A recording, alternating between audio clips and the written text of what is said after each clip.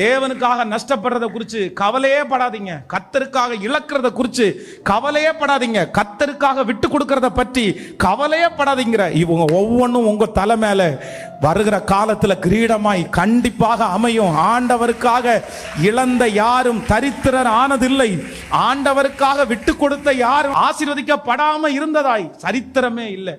அதனால சில தோல்விகளை கண்டுக்கலாம், சில நஷ்டங்களை, சில அவமானங்களை கூட நீங்க ஏத்துக்கலாம். உங்களை பார்த்து இதெல்லாம் நான் யூஸ் பண்றது இல்லைன்னு சொன்னா நான் பைத்தியக்காரனா அப்படின்னு கேட்கலாம், இல்ல ஃபாதரா அப்படின்னு கேட்கலாம், ஏதாவது உங்களை இரிட்டேட் பண்ணலாம். இப்ப கூட இந்த மாதிரி பிரேயருக்கு வந்தது கூட நிறைய பேர் வந்து உங்களை அவமானமா கூட பேசலாம். ஆனா நான் சொல்றேன், கிறிஸ்துவின் நிமித்தம் வருகிற நிந்தை, அவமானம், இது எல்லாம் நமக்கு ஒரு மிகுந்த பலன். ஆண்டவருக்காக அவமானப்படுறது ஆசீர்வாதம். ஆண்டவருக்காக நிந்தையை சுமப்பது பெரிய ஆசீர்வாதம். ஆமேன் சொல்லுங்க பார்க்கலாம். எத்தனை பேர் ஆமோதிக்கிறீர்கள்?